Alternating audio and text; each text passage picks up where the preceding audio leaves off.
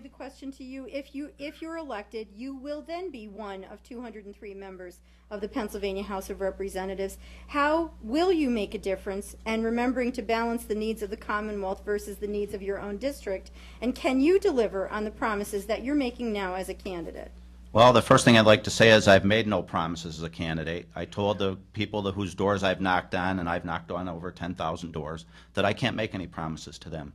All I can do is be honest with them, explain the way the system works, take their desires and their needs, and get to know them by going back to them. If I win this election, I intend to knock on doors like I did to get elected and find myself to maintain a very close contact with the constituents in the district.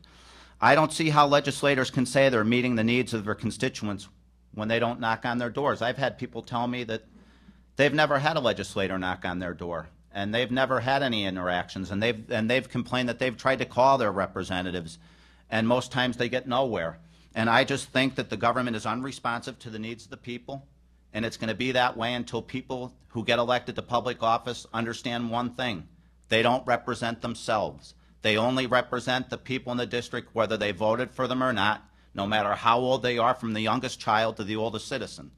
And I think that that's the problem we have in government. We elect people who say anything they have to say to get elected. And then once they get elected, they don't do anything for us, or they make excuses why things can't be done because they blame someone else.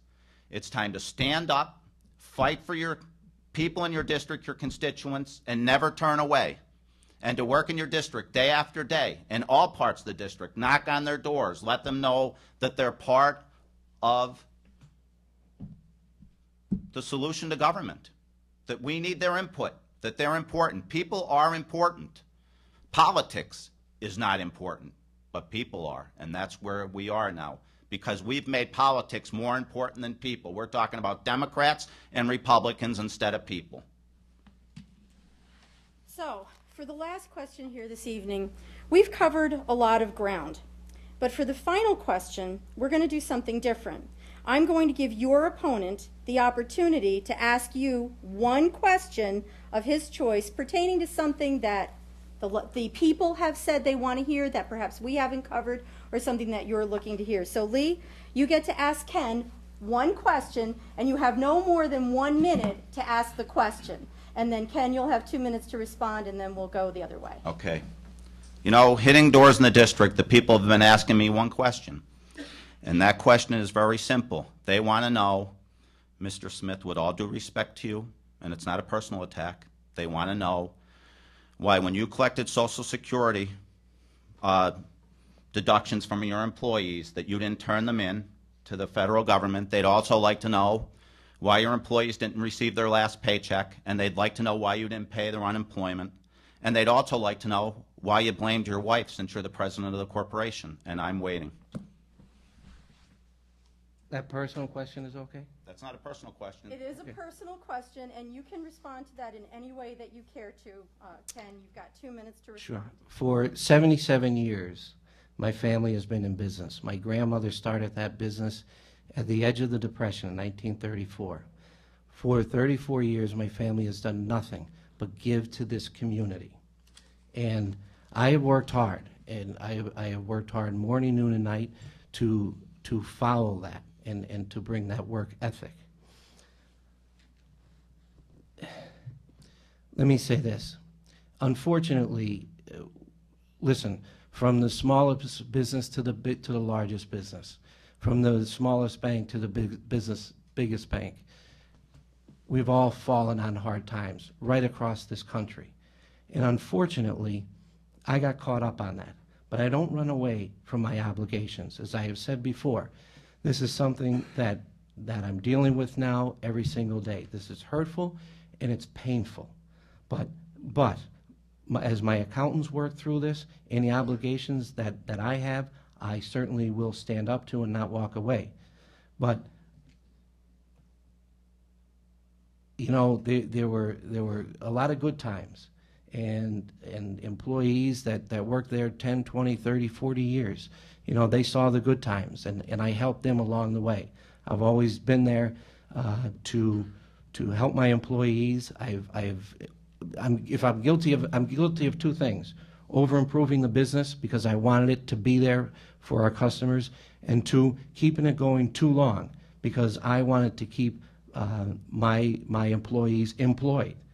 And I didn't walk away from it. This isn't just a business. This is my life. This is the nucleus of our family. This is a bad and hurtful time for us, but I will deal and I will confront my obligations. Ken, you now have an opportunity to ask Lee any question of your choice. You know, I wanted this evening to be about the issues. And unfortunately, we had to get away from the issues, and we had to become personal and attack me and attack my family.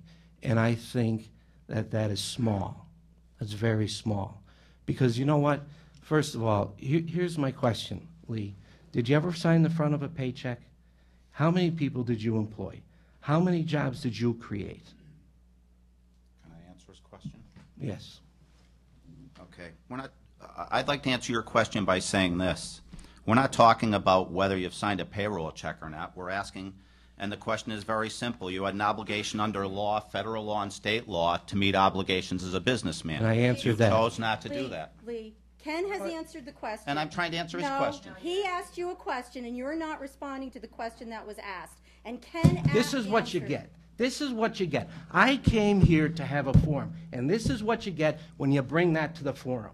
And it's not right. Listen, I'm a state representative. We have to talk I about address the fact issues. here. I would We never. are talking about an issue never, here that you've ducked for the last year. I would you never drowned, attack You drowned anybody Kevin Haggerty personal through the opinion. ground. That's what you I did don't because you care. have nothing else to offer.